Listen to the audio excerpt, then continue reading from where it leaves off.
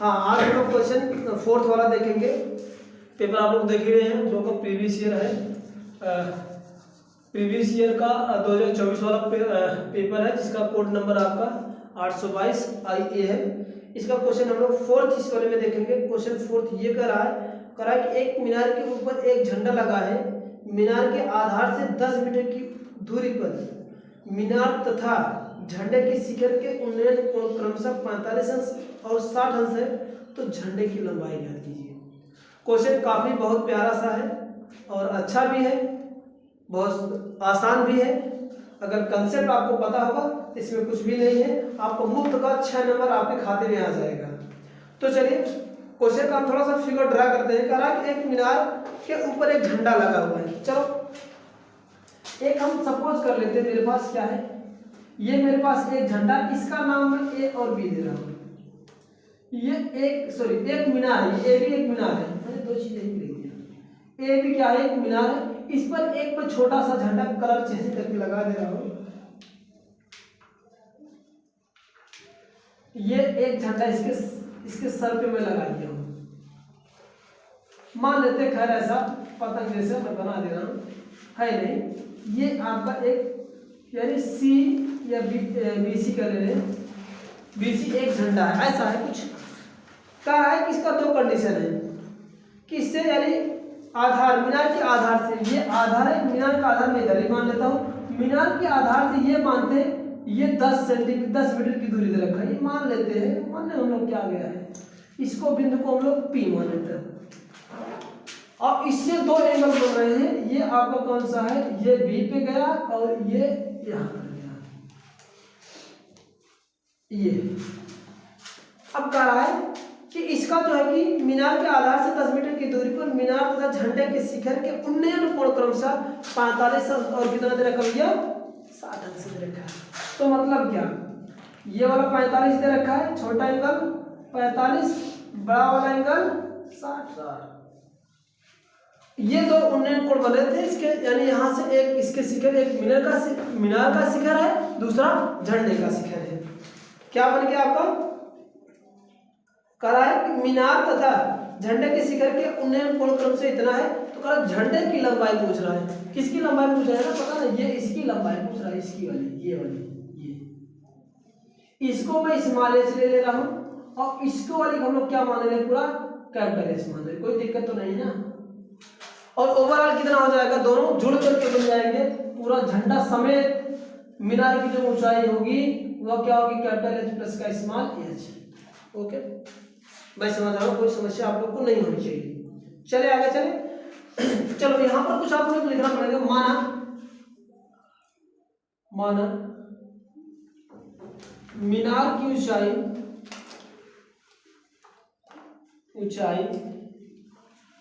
हम लोग कितना माने, मीनार की H, यानी मीनार की ऊंचाई मैं लिख दे रहा हूँ AH है, सॉरी AB है, और AB की दूरी कितना हम लोग मान लिए, कंसीडर किए कैपिटल का H मीटर है, ठीक है ना। तथा झंडे की ऊंचाई क्या है,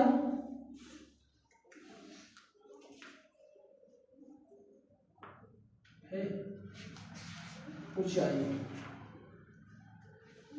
ये आपका क्या है, BC है, और इसको हम लोग क्या मान लिए, स्मॉल एच मान लिए। ओके, कोई बात नहीं।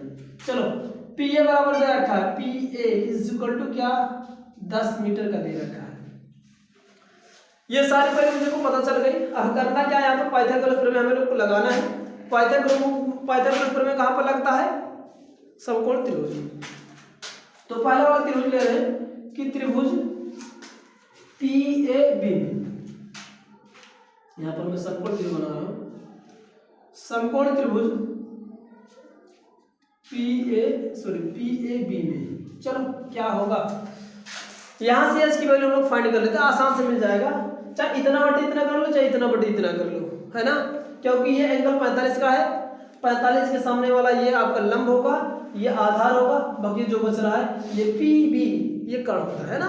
चलो कर लो, क्या कर लेते हैं हम लोग, H अपान का 10, H बटे का ऐसे लिख लेता हूँ स्टैंडर्ड टर्म में। ये AB थोड़ा सा बढ़ेगा, AB अपान का PA। अब ये बना क्या, ये इसका कोण, ये लंब है और ये आधार है। लंब बटे आधार बराबर क्या होता है? लंब बटे आधार बराबर क्या होता है?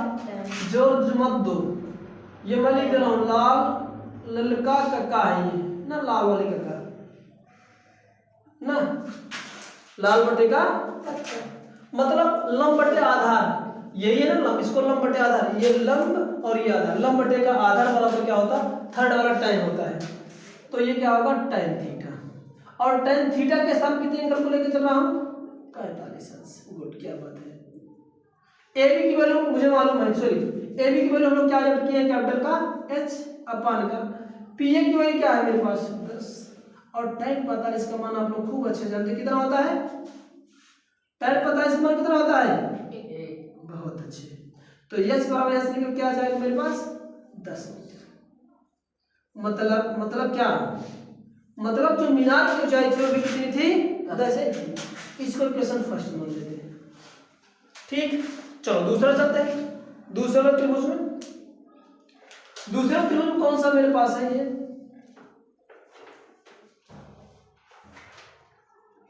चलिए दूसरा त्रिभुज में लिख रहा हूं, समकोण त्रिभुज कौन सा दूसरा है? दूसरा कौन सा समकोण त्रिभुज बनेगा? अरे बोलो भैया, PAC। PAC में, इसमें भी कर लो भाई, इतना बटे का इतना कर दे, कोई दिक्कत तो नहीं है किसी को? हाँ बहुत अच्छे। CA बटे का PA, और यहाँ पर भी क्या होता है? ये भी तो लंब बटे आधार ही है, ये भी तो लंब बटे, भाई ये वाला लंब बनेगा और ये ओवरऑल क्या बनेगा? आधार बनेगा, लंब बटे का आधार। अब लंब बटे का आधार जैसे यहाँ पर हुआ, CA की वैल्यू मुझे पता, हम लोग यहाँ पहले कैलकुलेट कर लिए थे। ये H की दूरी और ये H की दूरी टोटल बन जाएगी कैपिटल H, यहाँ पर लिख दे रहा हूँ। tan 60 की वैल्यू आप लोग जानते हो, tan 60 की वैल्यू कितनी होती है? कड़ी में कहीं गुण, तो यहाँ पर क्या आ जाएगा? बाय रूट में 3 is equal to capital H plus का स्मॉल h बटे का PA की वैल्यू कितना? 10। कितना? 10। चलो बस कैलकुलेट कर लो। रूट में h is equal to, sorry root में 3, कैपिटल H की वैल्यू हम लोग निकाल लिए थे, है ना? कितना? 10। 10 प्लस का h अपान का ये क्या? 10। यहाँ पर लिखना कैसे? From equation first, from equation first, समीकरण 1 से, इन h कैपिटल H के स्थान पे हम लोग क्या लिखे? h। चलो अब तो आ गया, मैं समझ रहा हूँ। रूट का 3 हो जाएगा ये, और इसको सेपरेट यहीं पर करेंगे तो क्रॉस मल्टीप्लिकेशन के लिए क्या मतलब? ये 10 बटे का 10 और ये h बटे का मैं 10, ऐसे तो लिख ही सकता हूँ इसको सेपरेट करके, नहीं तो ऐसा नहीं लिखना, क्रॉस मल्टीप्लिकेशन करते कोई दिक्कत नहीं। चलो क्रॉस मल्टीप्लिकेशन कर देते हैं, ये बनेगा 10 का गुणा, ये भाग इधर जाके गुणा होगा तो ये आ जाएगा 10 कड़ी में 3 बराबर ये 10 प्लस का ये h होगा। h बराबर क्या होगा? h को यही रहने दो, इसको इधर रिमूव कर दो, तो 10 कड़ी में 3 माइनस का क्या बन जाएगा? 10, है ना? तो यहाँ से कुछ कॉमन दिख रहा है, 10 कॉमन ले लो, कड़ी में 3 माइनस का 1 बच जाएगा, इतना मीटर आ जाएगा। पूछ क्या रहा था? झंडे की लंबाई, यानी मतलब स्मॉल h पूछ रहा था, झंडे की ऊंचाई स्मॉल h मान लेते थे, ये तो एक आ जाएगी, इतना एग्जैक्ट आंसर बनेगा। अदरवाइज इसको पर निकल कर लो, यही नहीं होगा। हाँ चलो, h बराबर क्या आ जाएगा आपका? 10 कड़ी में 3 माइनस का 1। एक काम करो, इतना ही रहने देते, नहीं तो थोड़ा सा क्या आ जाएगा?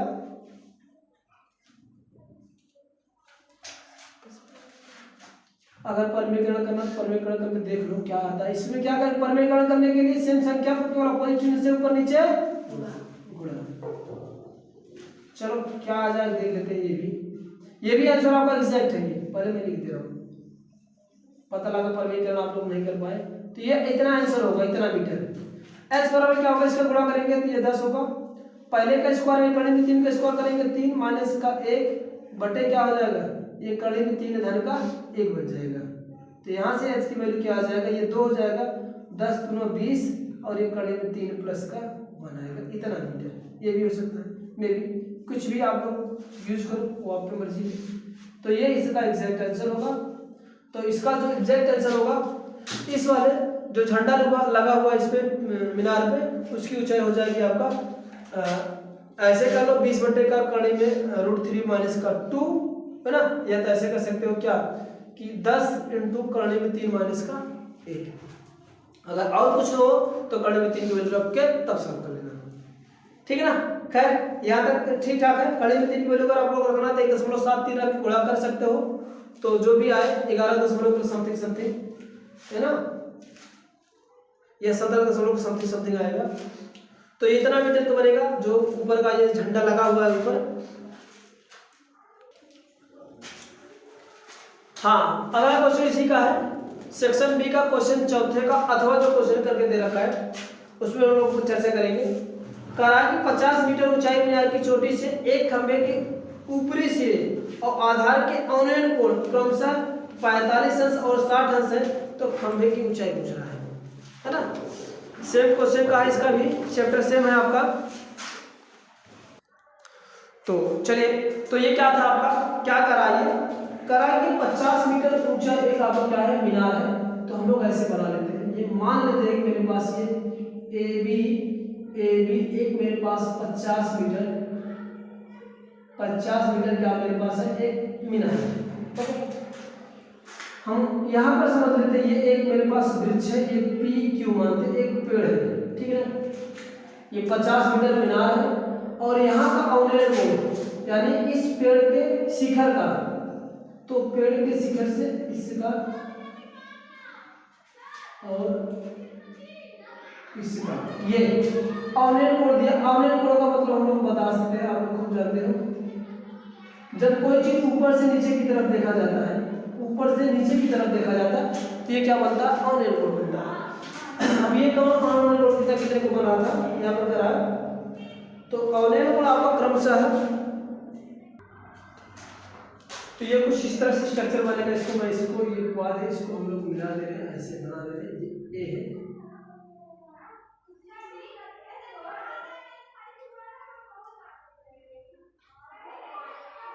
ये स्ट्रक्चर बना। तो ये था, इसको हम लोग ऐसे यहाँ से इसको मैंने मिलाया, ये मिला दिया, ठीक है ना। अब ये क्या होगा, इसको हम लोग बोलते हैं एकांतर कोण, अल्टरनेटिव एंगल बनेगा। कितने का कोण क्या करोगे, हम लोग देख रहे थे, तो देख लेते हैं कितने का कोण बना है। 45 और 60 अंश का भी है, मतलब ये आपका 45 अंश का है और ये वाला कितने का है आपका 60 अंश का। तो एग्जैक्ट यहाँ पर भी बनेगा भाई, तो पहले के साथ ये क्या बनेगा आपका 60 अंश का बनेगा और ये वाला कितने का बनेगा आपका 45 अंश का, ठीक है ना। ये 45 है, ये वाला फर्स्ट वाला 45, दूसरा 60, ये 45 बन गया, ये आपका 60 बन गया। एग्जैक्ट फिगर आपका प्रॉपर बनकर तैयार हो गया है। अब इसका हमें क्या करना है, ये खंभे की ऊंचाई ज्ञात करना, इस वाले खंभे की ऊंचाई ज्ञात करना है। इसको हम लोग खंभे की ऊंचाई मान लेते हैं कितना, इसका स्मॉल एच मान लेते हैं। और ये अगर स्मॉल एच यहाँ से है, ये भी यहाँ तक तो खंभा ही होगा, क्योंकि ये पहले से यहाँ तक, ये भी क्या होगा आपका, ये एच स्मॉल एच मानते हैं। और ये पूरा ओवरऑल मान लेते हैं। चलो इसको मान, चलो खंभे को मान लेते हैं। पूरा ओवरऑल कितना हो गया मेरे पास, ये खंभे मतलब इस पूरे मीनार की वैल्यू दे रखा 50 दिया, इसमें कोई दिक्कत नहीं, 50 दे रखा है। चलिए हम लोग करते क्या, यहाँ पर देखो नाम कुछ कर देंगे, ए बी पी क्यू, इसको मैं सी नाम दे देता हूँ। तो दो यहाँ पर ट्रायंगल्स में दो त्रिभुज हम लोग बात करेंगे। अगर मैं कहूँ कि इसकी वैल्यू क्या होगी, इसकी वैल्यू यानी इसको 50 में यहाँ पर लिख रहा हूँ, ये बीसी की वैल्यू क्या होगा, ये टोटल माइनस का टोटल 50 में से इसको एच माने थे, तो टोटल माइनस का एच हो जाएगा। ओके चलो, अब हम लोग करते क्या है, पहला वाला हम लोग ले लेते हैं इसकी हम, और दूसरी बात ये इन दोनों की डिस्टेंस हम लोग कितना मान लेते हैं, x मान लेते हैं। क्या मान लेते हैं, इसको x मान लेते हैं, ठीक है ना। चलिए अब यहाँ पर हम लोग लिखेंगे क्या, मानो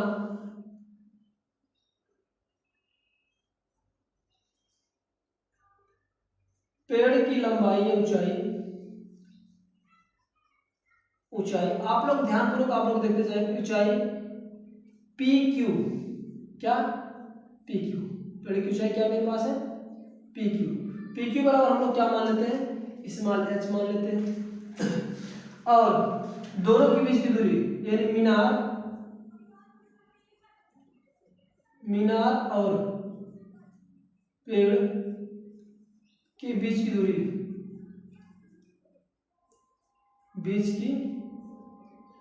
दूरी, हम लोग कितना मान लेते हैं, x मान लेते हैं। और दूसरा क्या मान लेते हैं, तो बी ए बराबर क्या हो जाएगा, सॉरी बी सी की वैल्यू क्या हो जाएगा, और बी सी की वैल्यू ये बी सी की वैल्यू क्या हो जाएगा 50 माइनस का क्या बन जाएगा आपका इस मान का एच। ये बराबर निकालिए, एक एक त्रिभुज लेके रहे तो समकोण त्रिभुज पहला वाला समकोण त्रिभुज पी ए बी में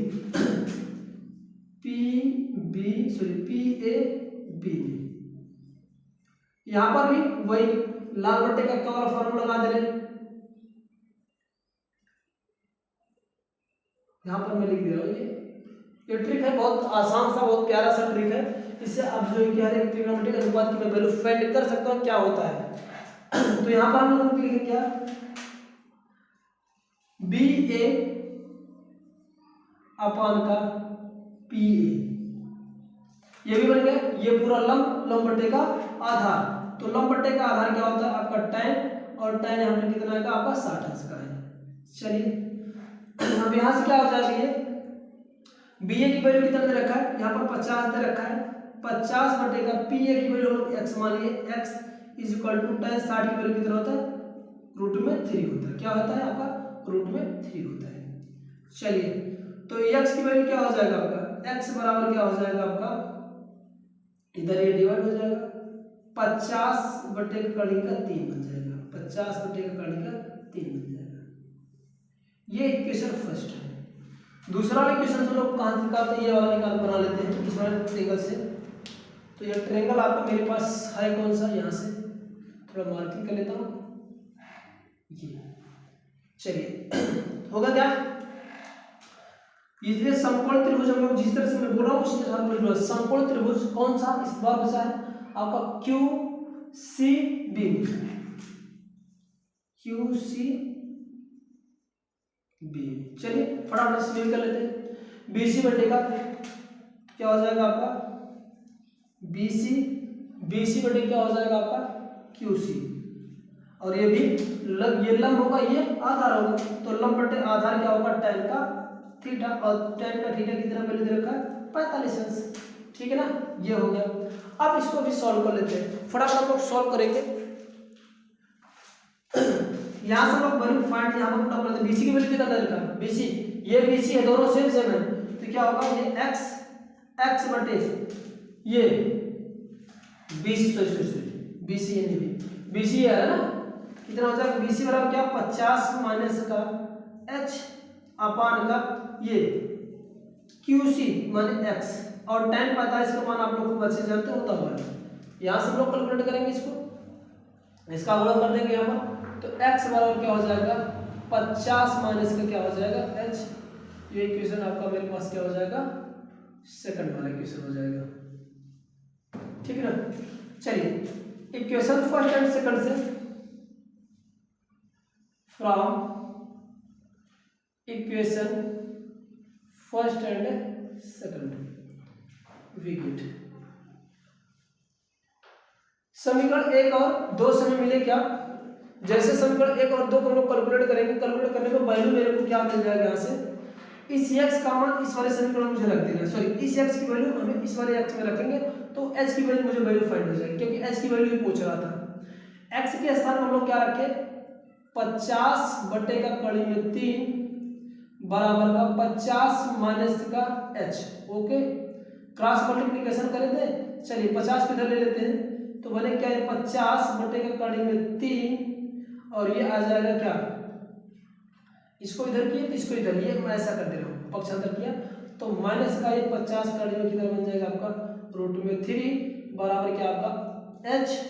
तो h बराबर क्या आ जाएगा, यहाँ से क्रॉस मल्टीप्लिकेशन करेंगे 50 कड़ी में 3 माइनस का 50 ओवरऑल अपान की क्या कड़ी में 3, तो यहाँ से आ जाएगा आपका h बराबर क्या आ जाएगा, यहाँ से कड़ी में 3 सॉरी 50 अगर मैं कॉमन लूंगा तो कड़ी में 3 माइनस का 1 आ जाएगा, अपान में क्या बन जाएगा कड़ी में 3 बन जाएगा।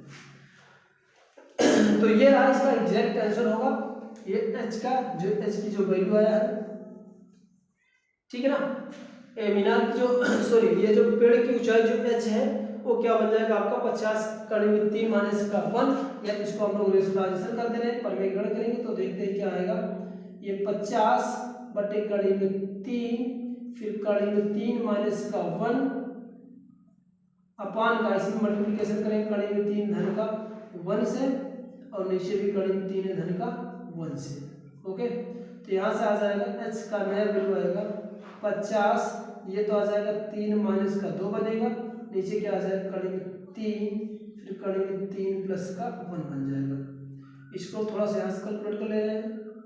खैर यहाँ तक आंसर आपका एग्जैक्ट है, ये वाला आंसर इतना मीटर का,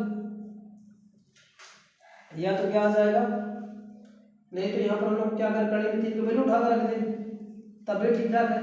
तो ये h बराबर क्या आ जाएगा आपका, h बराबर आपका आ जाएगा 50 गुणेगा 2 नहीं 1 ही 50 गुणेगा 2 बटेगा, इसका तो गुणा करेंगे कड़ी में 3 का 3 होगा, 3 प्लस का कड़ी में 3 बनेगा, ठीक है ना। तो h बराबर क्या हो जाएगा आपका, अगर ये हो जाएगा आपका ये 100 हो जाएगा और ये आ जाएगा 3, इसकी वैल्यू हम लोग रख दें। चलो ये 3 कड़ी में 3 बन गया, ऐसे है। और इसको सॉल्व करना तो आप लोग सॉल्व कर ले सकते हैं, इतना मीटर बनेगा, या तो कड़ी में 3 की वैल्यू आपको रखना है तो रख के यहाँ पर सॉल्व कर लो, 1.7 का 3 होता है, ठीक ना। तो ये इसका यहाँ पर आंसर आ जाएगा। तो इस तरह से ये सारे क्वेश्चन सॉल्व किए जाएंगे कि उम्मीद है कि आप लोगों को स्वस्थ होंगे, अच्छे से क्वेश्चन समझ में आ रहा। अगर वीडियो अगर आप लोग को पसंद आ रही है तो प्लीज़ अपने दोस्तों के साथ शेयर करिए। अगर अच्छा लग रहा है तो फिर इसके बाद अगर चैनल पर नए हो तो चैनल को सब्सक्राइब कर लीजिए, बेल आइकन को प्रेस कर लीजिए, जिससे आप लोगों को हर एक साल की वीडियो का मतलब हर एक साल का जो भी पेपर प्रीवियस ईयर है उसको सेक्वेंस बाय सेक्वेंस सॉल्व कराया जाएगा।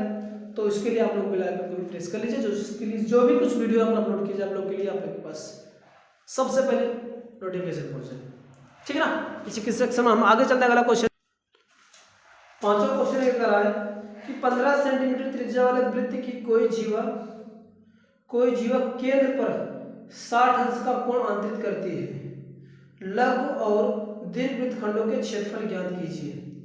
लघु और दीर्घ वृत्तखंडों का क्षेत्रफल पूछ रहा है, तो चलिए हम लोग एक स्ट्रक्चर ड्रा करते हैं फटाफट। तो होगा क्या, करा कि एक मेरे पास ये सर्कल दे रखा है, ये वाला, ठीक, ये केंद्र, इसकी त्रिज्या दे रखा है कितना, ये त्रिज्या दे रखा है 15 सेंटीमीटर वृत्त वाले वृत्त की कोई एक जीवा जो केंद्र पर 60 अंश का कोण है। मान लो कि ये मेरे पास क्या है,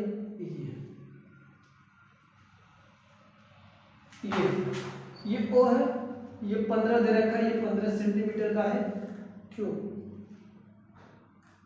ये 15 सेंटीमीटर का रेडियस है, और तो ये भी होगा 15 सेंटीमीटर। यहाँ पर कोण कितने इसका हो रहा है आपका 60 अंश का बन रहा है। तो इसके द्वारा कह रहा है कि लघुखंड का क्षेत्रफल, लघु और दीर्घ, यानी कह रहे मतलब हमें इस वाले का क्षेत्रफल पूछ रहा है, ये वाला,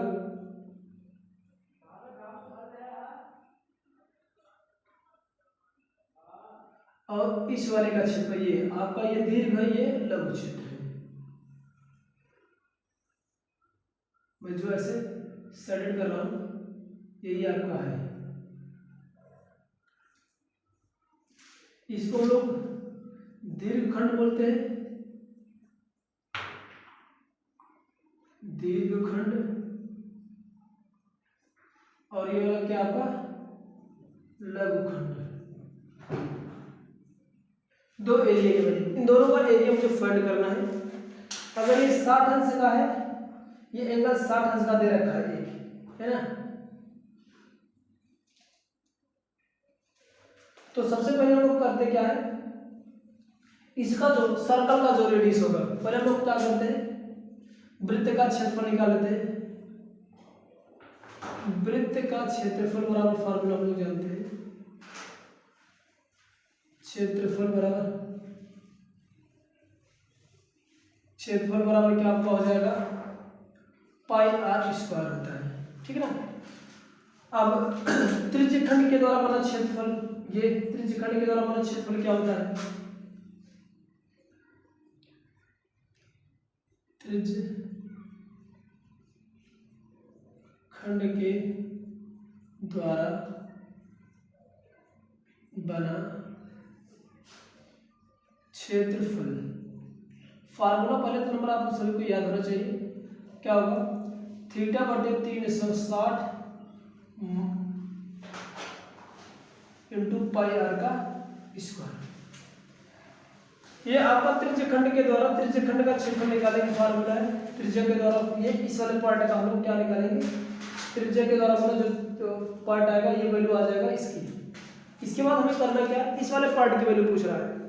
अगर ओवरऑल में से मैं अगर इतना डिस्टेंस ये वाला कवर ये इतना अगर मैं घटा दूं तो मेरे पास क्या आ जाएगा, ये आ जाएगा फर्स्ट वाले का एरिया, मतलब हाँ जो अगला फार्मूला आप लोग बहुत अच्छे से जानते हैं। जो फार्मूला क्या होता है, वैसे लिख सकते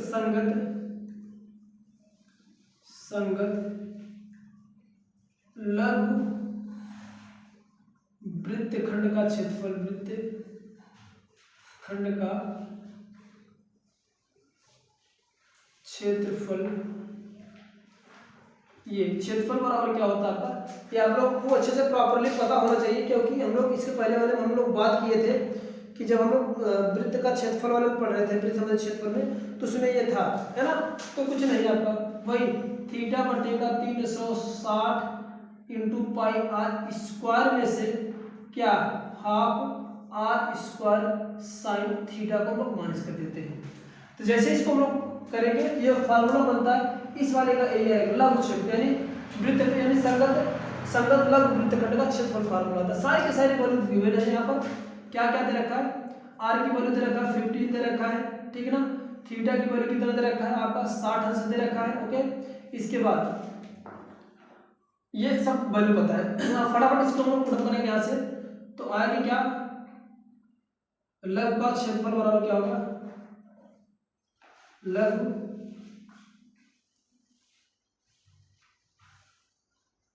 वृत्तखंड, ऐसा लिख दे रहा हूं, लघु वृत्तखंड का क्षेत्रफल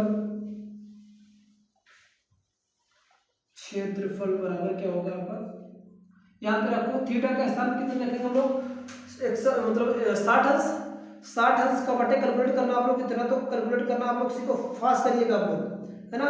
तो मेरे साथ साथ आप लोग भी कैलकुलेट करते चलिएगा, देखते हैं क्या वैल्यू आता है। यहाँ पर दे रखा क्वेश्चन में पाई वगैरह की वैल्यू, तो क्या होगा, थीटा की वैल्यू कितना 60 गुणे आर की पाई की वैल्यू कितना होता है हम लोग जानते हैं, नहीं क्वेश्चन प्रश्न दे रखा 3.14, तो ऐसे पता होना चाहिए 1/4।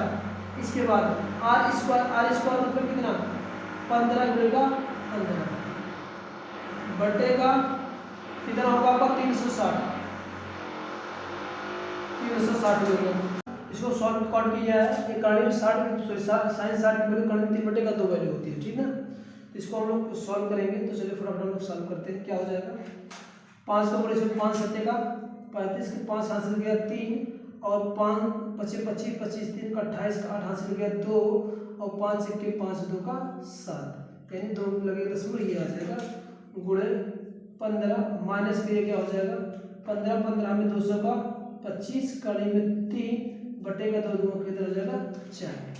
इसका चलो गुणा कर लेते हैं, 15 में 5 गुणा करें 15 25 75 15 चौको 7 15 25 75 5 हासिल गया 7 और 15 ठेका 120 120 में 7 जोड़ेंगे 100 का 27 12 हासिल आ जाएगा और 15 7 105 15 15 15 7 105 में हम लोग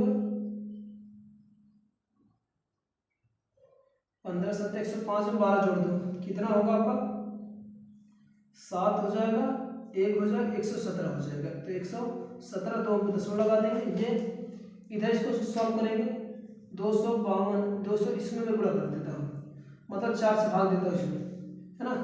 इसमें मुझे भाग देना है थोड़ा सा 200, ये इसमें हम 4 को भाग देंगे कितना आएगा 4 पंजे का 20, ये 0 आ जाएगा 2 आएगा, फिर 4 6 24 बचेगा 1 दशमलव बढ़ेगा 4 दूना का 8 बचेगा 2 आएगा और 4 पंजे का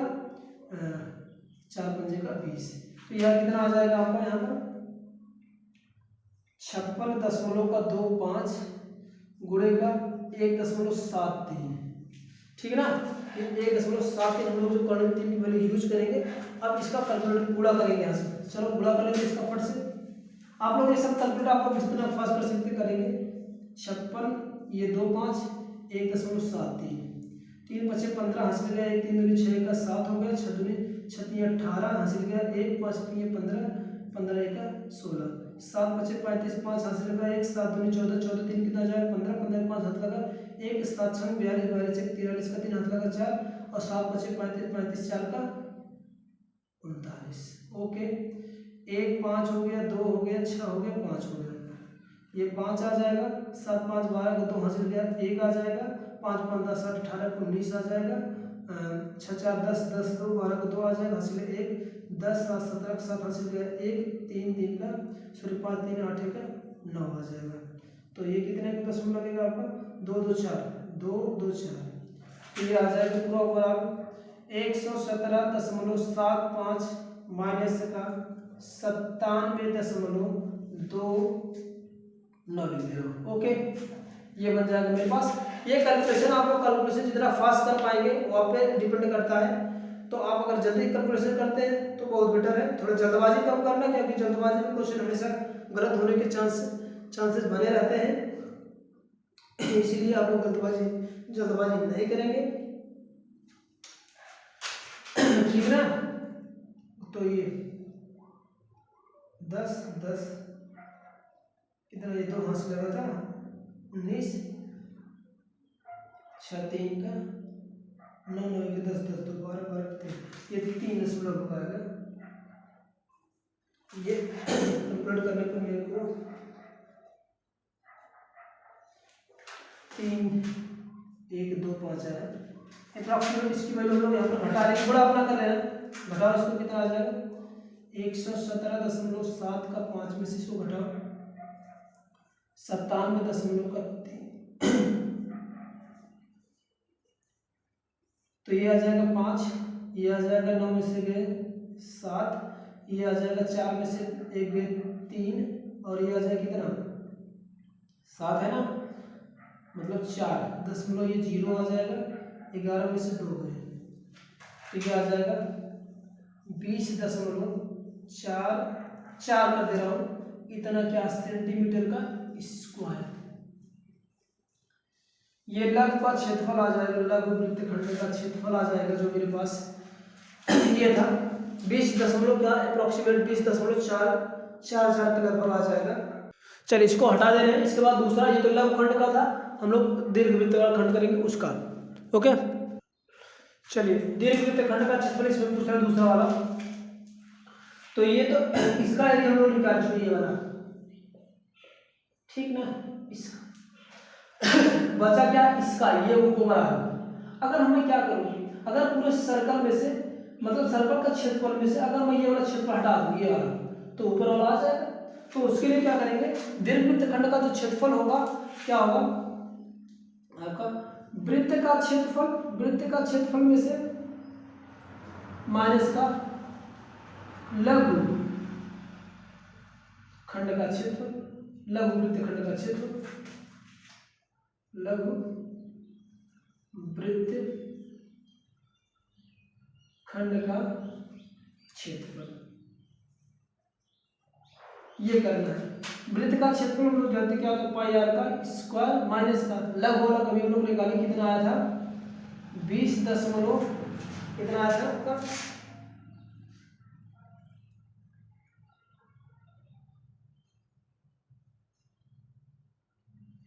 ये आया था मेरे पास 20.43 हम लिख दे रहे हैं 4 3 7 5 के अप्रॉक्सीमेट जो लिया था। यहाँ पर मैंने लोग पाई की वैल्यू हम लोग कितना जानते हैं आपका 3.14 गुणे आर की वैल्यू कितना 15 का स्क्वायर माइनस का 20.43 का 7। बहुत सिंपल सा क्वेश्चन है आपको बिल्कुल घबराना नहीं फार्मूला आपको याद आना चाहिए। थोड़ा कैलकुलेशन है तो आपको कैलकुलेशन तो करना पड़ेगा ही। अभ्यास कैलकुलेशन का मात्र एक ही रास्ता है आपको जितना अभ्यास करेंगे उतना आपको बेटर बिल्ड होगा।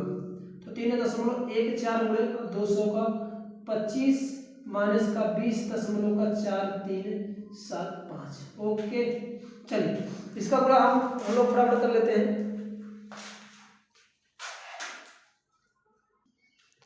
चलिए 225 का गुणा 3.14 में करेंगे तो आ जाएगा कितना मेरे पास 706.5 माइनस का 20.4375। इसको अगर इसमें से हम लोग सब्ट्रैक्ट करेंगे तो आ कितना जाएगा, घटाओ तो इसमें से फटाफट कितना आ जाएगा हम लोग के पास, ये आ जाएगा 668,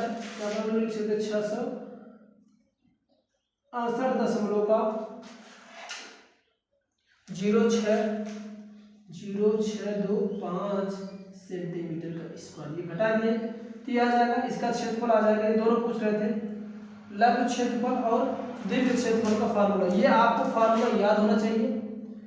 ये लघु वृत्तखंड का क्षेत्रफल निकालने के लिए फार्मूला है, ये खंड का, ये त्रिज्य खंड का ये फार्मूला। तो ये सब सारे फार्मूला आपको थोड़ा सा सर्कल के में से आपको याद होने चाहिए। संगत, ये संगत लघु वृत्त का खंड का क्षेत्रफल क्या होता है, थीटा पर ये, और दीर्घ वृत्तखंड का फार्मूला ये होता है। इसका एक भी और तरीका अगर निकालने को चाहिए तो यहाँ पर 360 के स्थान पर लोग क्या करेंगे, 90 माइनस का, फिर 360 माइनस का 90 कर देंगे, सॉरी 60 कर देंगे तब भी आ जाएगा, बट इससे आपको ज़्यादा इजी पड़ेगा।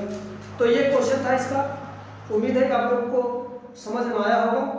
फिर से आपको कह रहा हूँ, अगर आप लोग वीडियो को सतत देखेंगे कंटिन्यू तो ऐसा कोई भी समस्या इसमें होने वाली नहीं कि जो आप लोग को समझ में नहीं आए। तो इसलिए आप लोगों से निवेदन है कि आप लोग वीडियो को लगातार बिना स्किप किए हुए आप लोग देखने का प्रयास करिए, तो आपको कोई भी समस्या ये नहीं होगी कि ये चीज़ों को आपको समझ में नहीं आया, क्यों, कहाँ से आया, ऐसा कोई भी समस्या नहीं रह जाएगी। इसीलिए आप लोगों से बार बार गुजारिश यही करता हूँ कि आप लोग वीडियो को लगातार कंटिन्यू देखते रहिए, जिससे आप लोग कोई भी समस्या नहीं आएगी और पूरा कंसेप्ट बाय कंसेप्ट एकदम एग्जैक्ट आपको समझ में आएगा। तो आप लोगों को ये एक बात और बता दूं कि अगर आप लोगों को वीडियो थोड़ी सी भी अगर आपको अच्छी लग रही है, समझ में आ रहा है बातों को मेरे, आप लोगों को कंठस्थ हो रहा है, तो आप लोग अपने दोस्तों के साथ जरूर से जरूर शेयर करिए, तथा अगर वीडियो पर नए हैं तो आप सेशन को लाइक कर दीजिए, मतलब इस वीडियो को लाइक करके बेल आइकन को प्रेस कर लीजिए, सब्सक्राइब भी कर लीजिए, जिससे आप लोगों के पास नोटिफिकेशन पहुँच जाएगा। ठीक है ना, आगे चलते हैं। ये आपका 5वां का अगला नेक्स्ट क्वेश्चन है। 5वें का जो अथवा करके दे रखा है उस पर हम लोग बात करेंगे। 5वें का अथवा ये करा है कि लकड़ी के एक ठोस बेलन के प्रत्येक सिरे पर एक अर्धगोला का गोला निकालकर एक वस्तु बनाई गई है। यदि बेलन की ऊंचाई 10 सेंटीमीटर और आधार की त्रिज्या 3.5 सेंटीमीटर है तो इस वस्तु का संपूर्ण पृष्ठीय क्षेत्रफल पूछ रहा है, मतलब total overall curve surface area पूछ रहा है। थोड़ा सा हम लोग स्ट्रक्चर इसका बना रहे हैं, ऐसा बनेगा। चलिए, तो ये हम लोग का करेंगे क्या, स्ट्रक्चर हम लोग ड्रा कर रहे हैं। ये दिया क्या है, ये एक लंबवृत्तीय बेलन है, ये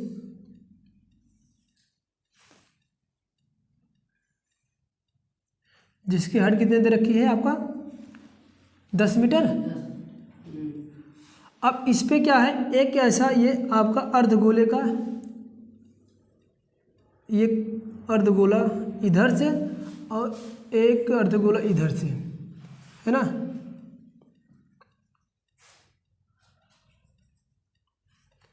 ये अर्धगोला है, इसको इधर से काटा गया है और एक अर्धगोला इधर से काटा गया है। ये तो कह रहा है कि इस तरह से इसका जो संपूर्ण पृष्ठीय क्षेत्रफल पूछ रहा है ना इसका, हाँ, संपूर्ण पृष्ठीय क्षेत्रफल क्या होगा। तो संपूर्ण पृष्ठीय क्षेत्रफल, ये पहले इसका हम लोग रेडियस इसका कितना दे रखा है आपका 3.5 मीटर है ना, सेंटीमीटर में दे रखा है, सब सारे सेंटीमीटर में होंगे। चलो, ऊंचाई भी सेंटीमीटर में दे रखा है। चलिए, ये हमें डाटा दे रखा है, हमें इसका टोटल क्या है, मुझे संपूर्ण पृष्ठीय क्षेत्रफल ज्ञात करना है। अब संपूर्ण पृष्ठीय क्षेत्रफल करेंगे, कैसे निकालेंगे हम लोग। ये गोले का जो पहले हम लोग क्या होता है, बेलन का वक्र पृष्ठीय क्षेत्रफल, वक्र पृष्ठीय क्षेत्रफल का फार्मूला आप लोग जानते हैं, कितना होता है 2 पाई का RH, ठीक है ना। गोले की क्या होता है, गोले का पृष्ठीय क्षेत्रफल कितना होता है 4 पाई आर। तो यहाँ पर हम लोग गोले का था ही नहीं, अर्धगोले का था। तो क्या एक अर्धगोला नीचे लगा, एक अर्धगोला ऊपर से काटा गया है। तो अर्धगोले का हम लोग लिख लेते हैं अर्ध गोले का पृष्ठीय क्षेत्रफल बराबर क्या हो जाएगा भाई, आधा हो जाएगा 2 पाई आर हो जाएगा। ओके, अब वो क्या समझो, इसका जो निकाला था ये और जो निकाला था ये, सबका यानी टोटल इसका टोटल का संपूर्ण पृष्ठीय क्षेत्रफल क्या होगा।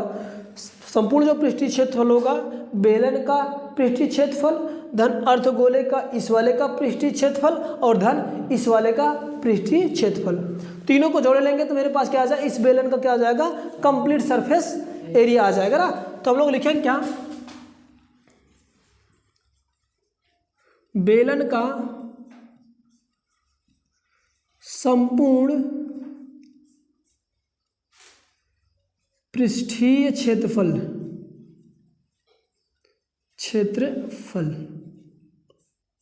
बराबर क्या होगा, समझिएगा। पहले तो बेलन का पृष्ठीय क्षेत्रफल है ना, बराबर क्या होगा, बेलन का पृष्ठीय क्षेत्रफल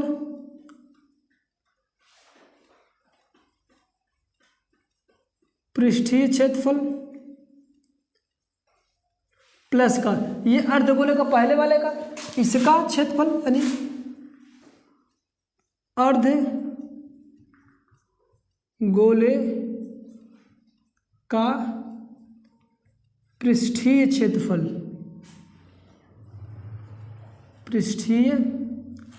क्षेत्रफल या ऊपर वाले लिख दे रहा हूँ, ऊपर है ना, मतलब ऊपर वाले का प्लस अर्ध गोले का क्षेत्रफल का पृष्ठीय क्षेत्रफल कहाँ वाले का, इस बार नीचे वाले का ना। बात मेरी समझ में आ गई। मतलब बेलन का पूरा अगर मुझे संपूर्ण पृष्ठीय क्षेत्रफल निकाला गया जो अर्धगोला काट के ऊपर से निकाला गया था, जो अर्धगोले नीचे से काट के निकाला गया था, इन दोनों के साथ साथ में हमें बेलन का भी वक्र पृष्ठीय क्षेत्रफल आयतन में जोड़ दूंगा, मतलब एरिया जोड़ दूंगा, तो पूरा कंप्लीट क्या आ जाएगा हम लोग के पास, संपूर्ण पृष्ठ आ जाएगा बेलन का। तो इसका बड़ा फॉर्म का हो जाएगा, इसका फार्मूला हम लोग जानते हैं क्या है, बेलन का पृष्ठीय क्षेत्रफल का 2 पाई आर एच, इसका क्या है 2 पाई आर स्क्वायर, इसका भी वही क्योंकि सेम त्रिज्या है तो 2 पाई आर रहेगा। क्या होगा 2 पाई क्या आर, ठीक ना। चलिए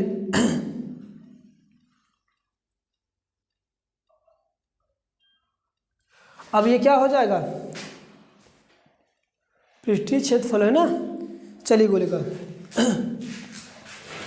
अब क्या हो जाएगा यहाँ से, अगर इसमें देखो क्या करो 2 पाई आर सब में है, 2 पाई अगर कॉमन ले लेंगे तो आर ये बचेगा, एक ये अच्छी बनेगा, सॉरी आर ये बनेगा और आर ये बचेगा, ठीक है ना। फिर क्या हो जाएगा 2 पाई आर यहाँ पर रहने दो, एच प्लस का ये दोनों जुड़ जाएंगे, कितना हो जाएगा 2 आर हो जाएगा। अब वैल्यू फटाफट पुट अप कर देते हैं, 2 पाई गुणे आर की वैल्यू कितना 3.5 है ना। फिर क्या ये तो 10 है ना, 10 और ये 2 गुणे का 3.5, ठीक है ना। तो इसका गुणा करो 35 में 2 का गुणा करो 35 दूंगा का 70 और 1 अंक 200 लग जाएगा, तो बच जाएगा कितना 7 पाई है ना। इसका कर लो, ये क्या हो 35 दूनी ये भी 70 होगा, 70 और 10 जोड़ेंगे कितना हो जाएगा, मतलब 7 में 10 जोड़ेंगे कितना होगा, माने ये देखो 10 और इसका गुणा करेंगे तो आ जाएगा 7.0, फिर यहाँ से आ जाएगा 7 पाई की वैल्यू रख दें, चलो वैल्यू रख देते हैं, कितना होता है 22/7, 22/7 ये हो जाएगा कितना 10 7 का 17, तो ये 7 7 से कैंसिल होगा, गुणा कर लो 17 दूंगा का 34, 34 का 4 हासिल गया 3 और 17 दूंगा का 34, 34 3 का, तो आ गया कितना, ये आ गया 374, क्या आ गया आपका 374। इसी तरह से इसको सॉल्व किया जाएगा। उम्मीद करता हूँ आप लोग को ये बातें, क्वेश्चन आपको अच्छे से समझ में आया होगा। अगर आप लोगों को वीडियो अगर अच्छी लगी हो तो प्लीज़ अपने दोस्तों के साथ शेयर करिए। चैनल पर नए हैं तो चैनल को सब्सक्राइब कर लीजिए, बेल आइकन को प्रेस कर लीजिए, जिससे जो कुछ भी आप लोग के लिए यहाँ पर वीडियो अपलोड की जाए आपके पास नोटिफिकेशन जल्द से जल्द पहुँच जाए। Thank you watching this video. तब तक के लिए टाटा बाय बाय। फिर नेक्स्ट वीडियो में हम लोग मिलेंगे।